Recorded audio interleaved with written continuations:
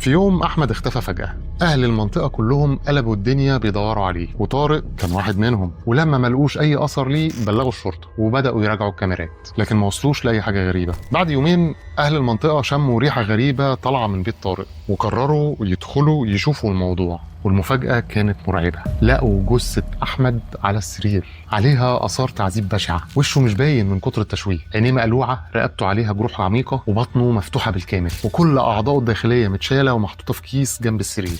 الشرطة وصلت وحققت مع طارق، والطب الشرعي استبعد تماما إن الموضوع تجارة أعضاء، لأن الأعضاء كانت مستخرجة بشكل عشوائي ومش بطريقة مناسبة لبيعها. التحقيقات والاعترافات اكتشفت إن الموضوع أكبر من كده بكتير.